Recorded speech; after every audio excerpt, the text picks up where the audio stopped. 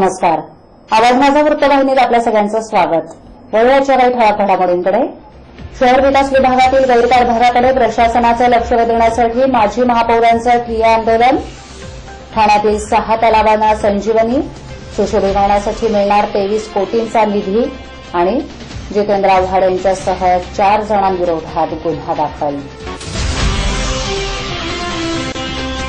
ठाणे महानगरपालिकेच्या गलथान कारभाराचा निषेध करण्यासाठी पालिकेतील सत्ताधारी नगरसेवकांनीच आंदोलनाचा पवित्रा घेत पालिका मुख्यालयातील शहर विकास विभागाच्या कार्यालयाच्या दालनातच ठिय्या आंदोलन करून निषेध व्यक्त केला. अखेर त्यांच्या मागण्या मान्य झाल्यानंतर 2 तासांनी आंदोलन मागे घेण्यात आलं.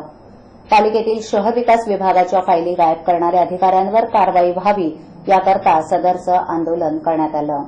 ठाणे महानगरपालिकेतील शहर विकास विभागाकडे शहर विकासाच्या दृष्टीनं अनेक फाईल्स येत असतात, परंतु विकासाच्या दृष्टीनं येणाऱ्या फाईल्स अचानक गायब होत असल्यामुळे नगरसेवकांनाही हवालदिल व्हावं लागतं, तर नागरिकांचेही हाल होत असतात. त्यामुळे जनतेची कामं कशी होतील असा सवाल समोर येत असताना शहरातील सामाजिक संस्थांच्या फायली अचानक गायब होतात याचा जाब विचारण्याकरता आज सेनेचे ज्येष्ठ नगरसेवक आणि माजी महापौर अशोक वैती यांनी लाक्षणिक उपोषणाचा इशारा देऊन अखेर ठिय्या आंदोलन केलं. याबाबतीत पालिका अधिकाऱ्यांनी संबंधित अधिकाऱ्यांवर कारवाईचे आदेश दिल्यानंतर अखेर हे लाक्षणिक उपोषण मागे घेण्यात आलं. पालिकेत सत्ताधारी असताना देखील अशा प्रकारचं आंदोलन करावं लागत असल्यामुळे प्रश्नचिन्ह निर्माण झालंय. यापूर्वी देखील सेनेचे माजी नगरसेवक मदन कदम यांनी आंदोलन केलं होतं. लोकांची जी काही कामं आहेत ती होत नाही, ह्या दृष्टीने मी या ठिकाणी आज आम्ही लक्षणे उपोषण करतोय. त्यांचं लक्ष वेधण्यासाठी आम्ही हे उपोषण करतोय. नाही, आमची तर निदान समोर दिसतंय की रावळ यांनी ही फाईल 2 वेळा त्यांच्या टेबलवर लास्ट मोमेंटला आली असताना त्यांनी 2 वेळा घाळ केलेली आहे. आणि परत 20 दिवसापूर्वी त्यांनी सांगितलं की 2 दिवसात ही फाईल एडीडीपीच्या टेबलावर असेल आणि ते कामकाज पूर्ण होईल. अशा प्रकारचं एडीडीपींना स्वतः समोर आश्वासन दिलं असताना देखील आज आपण पाहिलं की कुठल्याही प्रकारचं ती फाईलची कुठेही मूव्ह झालेली नाही. त्यामुळे आम्ही असं म्हणतोय की जबाबदार हा त्या ठिकाणी रावळ त्यांच्यावर बदली करून कारवाई करा, अशा प्रकारची आम्ही सूचना केली. ठाणे महानगरपालिका हद्दीत घर घेताय का? मग ते अनधिकृत तर नाही ना, याची खातर जमा करा. अनधिकृत घर घेणं हा विकणाऱ्यासोबत विकत घेणारा देखील तितकाच दोषी असतो. तेव्हा घराची डोळस खरेदी करा. आपली कुठे फसवणूक तर होत नाही ना, यासाठी ठाणे महानगरपालिका मुख्यालयातील 4थ्या मजल्यावरील बांधकाम विभागात घराचा सर्वे नंबर, टिक्का नंबर याची खातर जमा करा. घराचं स्वप्न अवश्य करूया साकार, पण अनधिकृत घराचा नका करू कधीही विचार. अधिकृत घर म्हणजे उद्याची देखील निश्चिंती. अनधिकृत घराचे दार म्हणजे डोक्यावर कधीही तोडण्याची टांगती तलवार. जगणं तुमचं होऊ दे सुरेल गाणं, स्वच्छ सुंदर आणि अधिकृत घरांचं हजरं ठाणं. ठाणे महापालिकेतर्फे जनहितार्थ प्रसारित. तलावांचं शहर अशी ओळख असलेल्या ठाण्यातील 6 तलावांना आपला पूर्वीचा दिमाग पुन्हा मिळणार आहे. या जलाशयांच्या सुशोभीकरणाचा प्रस्ताव राज्याच्या पर्यावरण खात्यानं मंजूर केला असून त्यामुळे मासुंदा, जेल तलाव, हरिओम नगर याच्यासह घोडबंदर रोडवरील तुर्भे, कावेसर आणि नार या तलावांच्या सुशोभीकरणासाठी 23 कोटी 55 लाख रुपयांचा निधी मिळण्याचा मार्ग मोकळा झाला आहे. तलाव संवर्धनासाठी केंद्र सरकारकडून national conservation of lake programme या योजनेअंतर्गत कोट्यावधी रुपयांचा निधी दिला जातो. गेल्या 10 वर्षात या निधीतून ठाण्यातील काही तलावांचं रोकडं पालटण्यात आलं. मात्र काही तलाव अजूनही प्रदूषणाच्या विळख्यात आहेत. त्यामुळे शहरातील सर्व तलावांसाठीच केंद्राकडून 65 कोटी रुपयांच्या अनुदानाची मागणी पालिकेनं केंद्राकडे केली होती, मात्र ती फेटाळण्यात आली. त्यानंतर राज्य सरकारच्या तिजोरीतून मदत मिळण्याचे प्रयत्न सुरू झाले. सर्व तलावांऐवजी 6 तलावांच्या संवर्धनाचा प्रस्ताव पालिकेनं तयार केला. त्याला मंजुरी मिळवण्यासाठी राष्ट्रवादी काँग्रेसचे आमदार निरंजन डावखरे गेल्या 1.5 वर्षापासून प्रयत्न करत होते.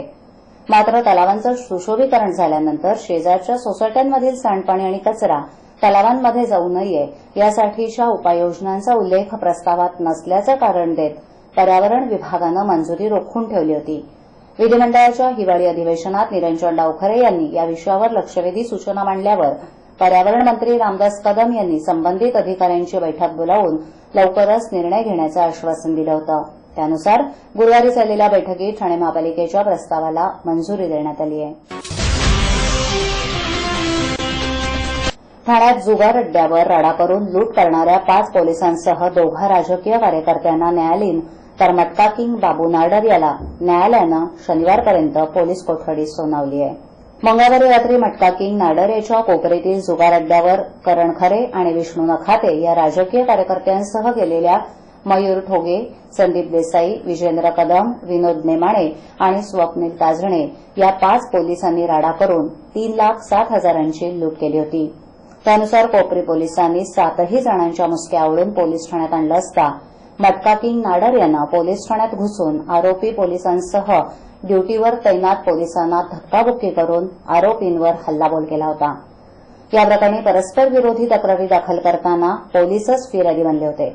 या सर्व 8ही आरोपींना सत्र न्यायालयासमोर हजर केलं असता आरोपी पोलीस आणि राजकीय कार्यकर्त्यांना न्यायालयीन कोठडी तर नाडर आणि त्याच्या 5 ते 6 साथीदारांना शनिवारपर्यंत पोलीस कोठडी सुनावली आहे.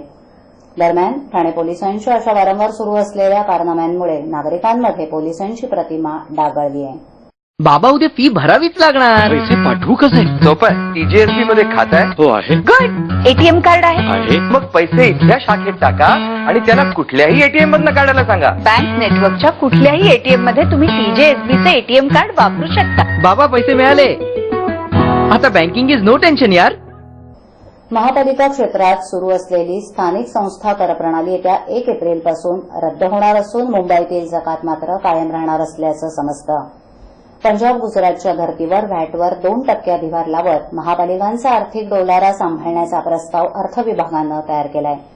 पुढील आठवड्यात मुख्यमंत्री देवेंद्र फडणवीस यांच्यासमोर हा प्रस्ताव सादर केला जाणार आहे. एलबीटी रद्द करून लोकसभा आणि विधानसभा निवडणुकीत दिलेलं आश्वासन पूर्ण करण्याच्या उद्देशानं फडणवीस सरकारचं महत्वाचं पाऊल उचलल्याचं मानलं जात आहे. राज्यात 26 महापालिका असून 25 महापालिका क्षेत्रातील एलबीटी आणि मुंबईतील जकातीचं उत्पन्न 16,000 कोटींच्या घरात आहे.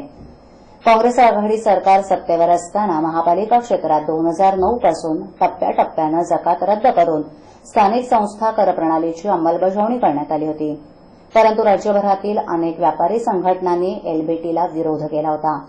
गेल्या लोकसभा आणि विधानसभा निवडणुकीत शिवसेना भाजपानं एलबीटी रद्द करण्याचं आश्वासन दिलं होतं. फडणवीस सरकार सत्तेवर आल्यानंतर त्यांनी एलबीटीला पर्याय शोधण्याचे आदेश अर्थ विभागाला दिले होते. या अनुषंगानं या विभागानं अन्य राज्यातील व्हॅट कर प्रणालीचा अभ्यास करून प्रस्ताव तयार केलाय. पंजाब, गुजरात, हरियाणा, कर्नाटक आणि छत्तीसगड या राज्यात व्हॅटवर सरचार्ज लावण्यात आलाय. हेच मॉडेल आता राज्य सरकार स्वीकारणार आहे. राज्यात सध्या 7,20,000 नोंदणीकृत व्हॅट करदाते आहेत. त्यांच्या माध्यमातून व्हॅटचं उत्पन्न 80,000 कोटी रुपये आहे.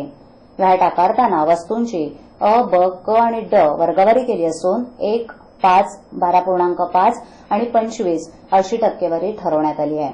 व्हॅटवर 2% सरचार्ज लावल्यास अंदाजे 8,000 कोटींचं उत्पन्न मिळणार आहे.